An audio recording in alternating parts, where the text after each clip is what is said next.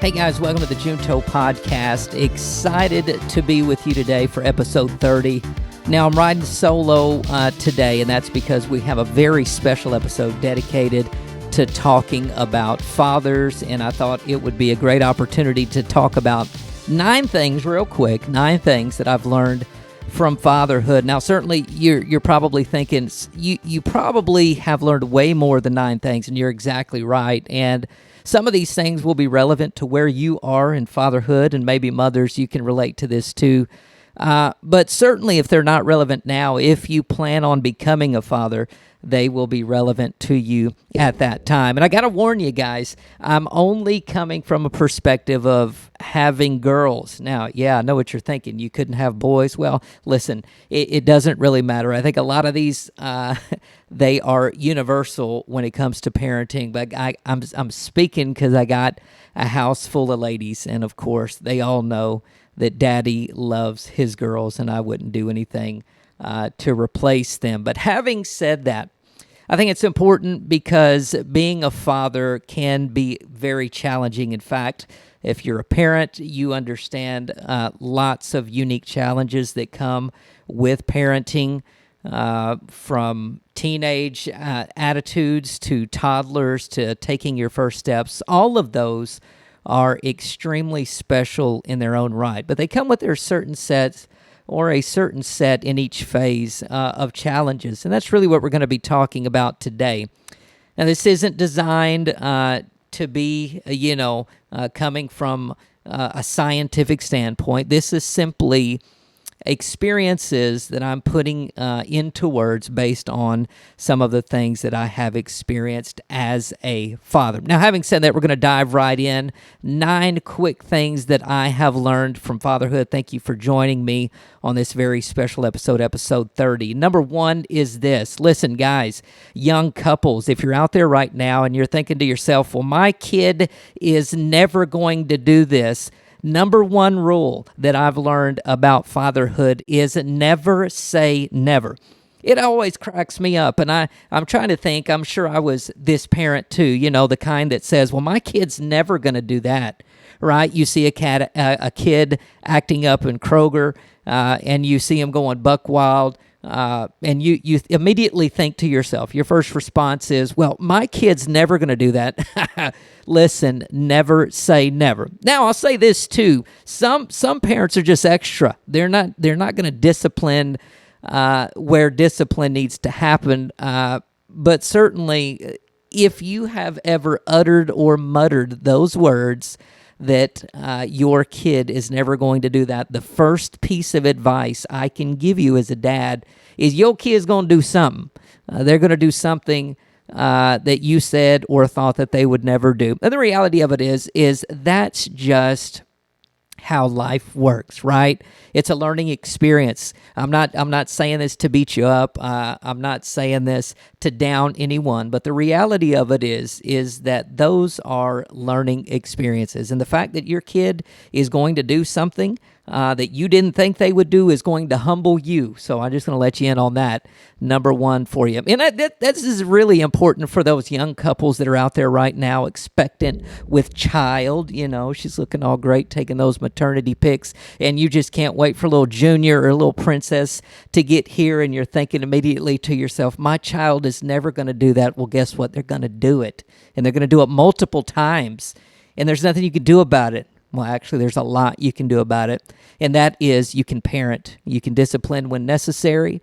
You can raise and correct and encourage. All of those things are very important to parenting. And let me reiterate, if you have never tuned in, obviously if you're listening, you understand that everything I talk about, each and every topic we discuss is always going to come from an aspect of faith. So let's get that out of the way on the front end. This podcast or this special episode on Father's Day is really meant to be an encouragement to you.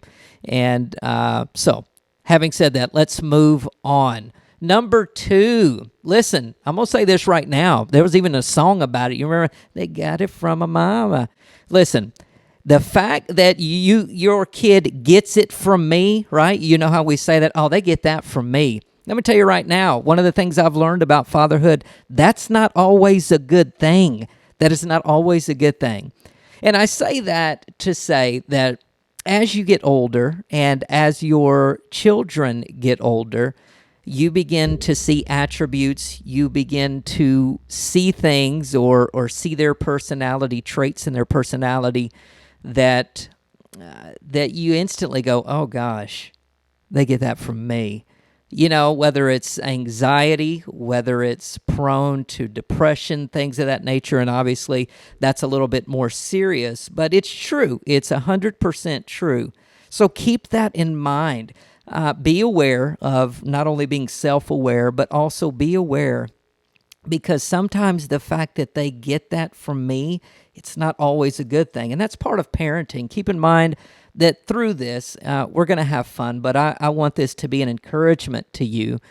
And if you notice those things, if there are traits that you notice in your children's, whether they're teenagers or young kids, be aware of those things and go to the Word. Learn how to parent and to recognize those things and to speak encouragement into the lives of your kids from a very early age. I promise, I'm telling you, if I've learned anything about fatherhood, it's that we can't do it alone, and that instilling and planting the principles of the Word of God into their lives at an early age is the absolute best thing that you can do. So remember, if they get it from you, don't be bragging because it's not always good.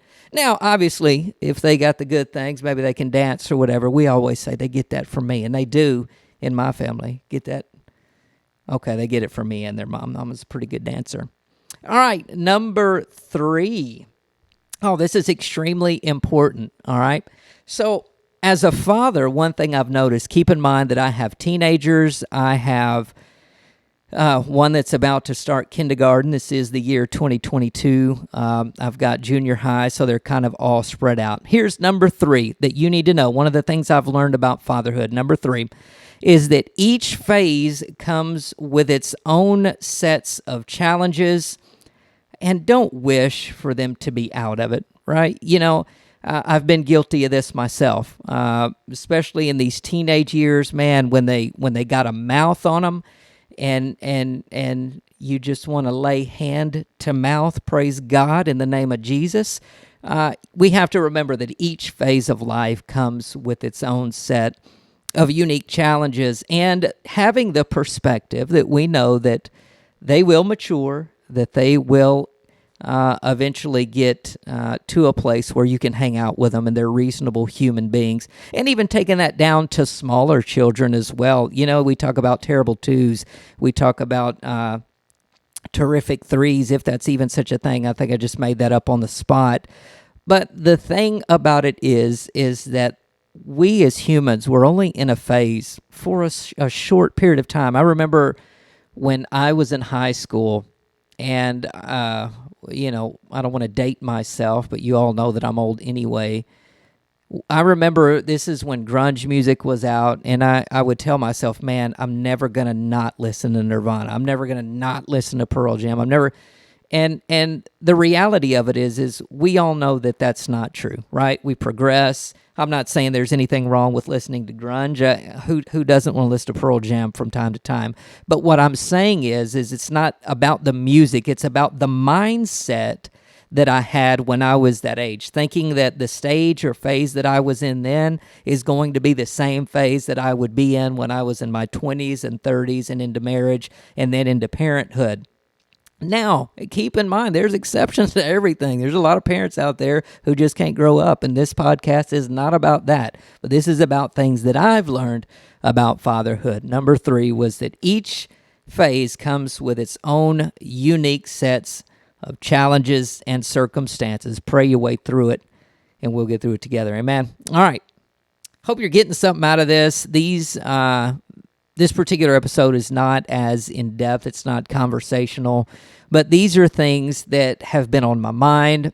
Gotta get in tune with the dads out there and the expectant dads right now and just give you a little bit of, I hope you consider it knowledge, but at the very least, give you some things that I have learned in my pursuit of being a good father. All right.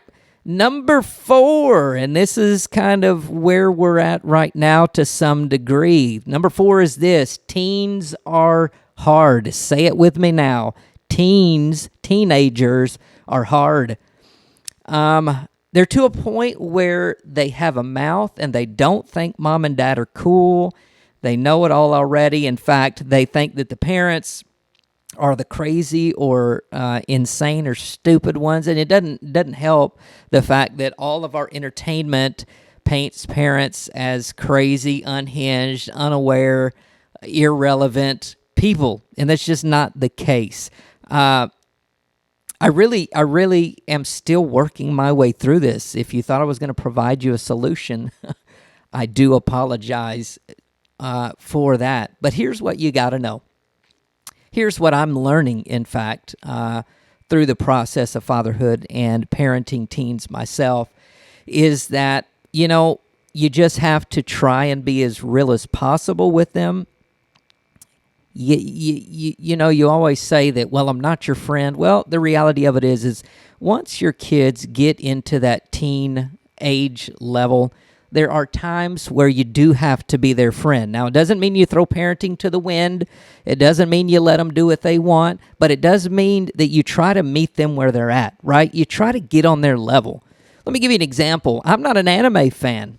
I didn't grow up on anime. My brother-in-law watched Dragon Ball Z back in the day when he was a little chap and I was dating his sister. But outside of that, I had no interest in anime. And for whatever reason, my girls have taken a liking, my oldest two have taken a liking to anime. It's definitely not my thing, but guess what? Because they like anime, guess what I like now? I like anime. It's not that I watch it. It's not that I have an affinity for it or that it's going to be my thing, but no, I show an interest in it because they have an interest in it. And that's just a way that you can connect. Remember, parenting is about connection, right? Especially at that age. When they're small and they're toddlers, you don't have to worry so much about connection because there's that affection that's already built in. But the built-in affection does not exist with teenagers. You have to work at it. So, listen, hear me on this one. Find a way to connect. And that might mean that you have to begin to show an interest in things that you would really typically not show an interest in, but it's worth it if it gets you a closer connection to your kids. Hope you got something out of that. Number 5 is this. Come on, ladies and gentlemen, moms and dads and moms, people and children of all ages. Number 5 is this: finding balance is key. Remember, I'm telling you things that I've learned about fatherhood through all my years of parenting, and finding balance is key at every single age. Listen, find the balance. Just because they're teenagers, it doesn't mean you stop parenting. It doesn't mean you stop setting rules and guidelines and procedures, but it probably means in some degree you pull back. You're not as stringent. Now, you still want to set those parameters, especially in my house. I don't know how you parent, but I make sure my kids know that as long as they're living in my house, it's my rules that they're going to live by. Now, of course, that's standard. I think that's the way that it should be. But you have to learn how to find that balance at every single stage. And parenting techniques are going to change as your kids get older, as they begin to mature. And that's another key thing there. Here's what I always say. And here's a piece of advice that I have when it comes to parenting and finding balance. Listen, as mature as they are, that's the length of rope that I give. Let me break that down for you. What do I mean by that? Well, what I'm saying is, if my kids can't exhibit maturity enough to get their schoolwork done and do the things that they need to do, guess what? They're not old enough to be locked in a room with their phone all night. Does that make sense? If they're not able to drive and take care of their business and meet the standards and expectations of their grades, guess what? Then they're not old enough and mature enough to enjoy the benefits and things that adults or young adults can enjoy. So find that balance. Put it on them. Put it on them. if they're old enough to handle it, if they're mature enough to get it, if they're mature enough to act and exhibit maturity with their schoolwork, with their jobs, with their relationships, and hey, guess what? You got more rope to work with, right? You can kind of let the length of that leash out a little bit, and you can give them a little bit more room to explore. So finding balance is key. Hope you got something out of that. That was point number 5 in 9 things I learned about fatherhood. Remember, I said that this is not very conversational today, but these are just things that I have learned through parenting, and I hope you're getting something out of this. Number 6 is this: you have to learn how to manage all your other relationships outside of your children. Let me give you some examples here. You better be with your wife, and wife, you better make some time for dad. And I'm not talking about your dad. I'm talking about the father of your children. Here's where things can get a little bit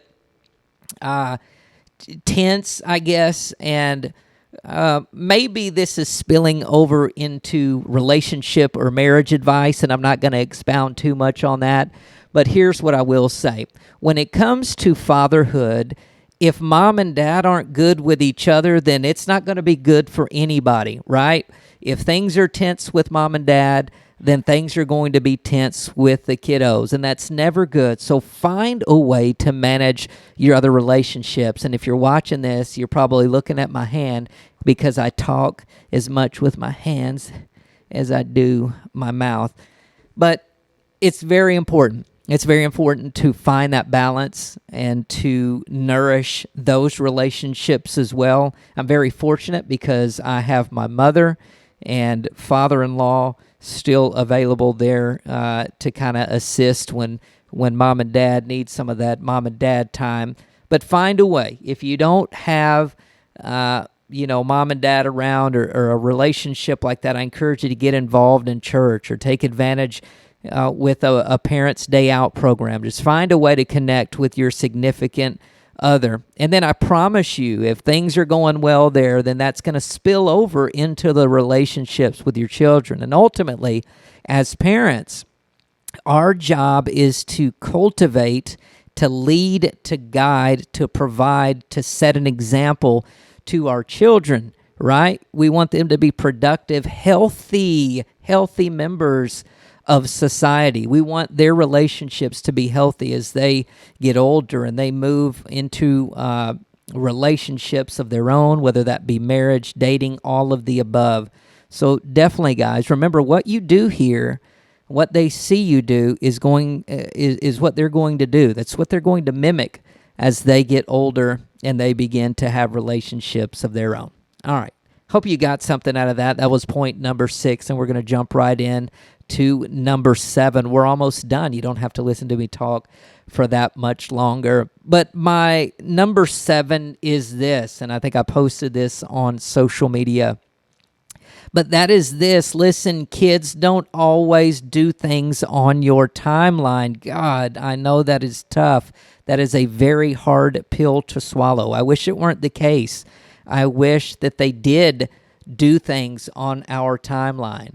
But the reality of it is that they don't. Fixing my mic there.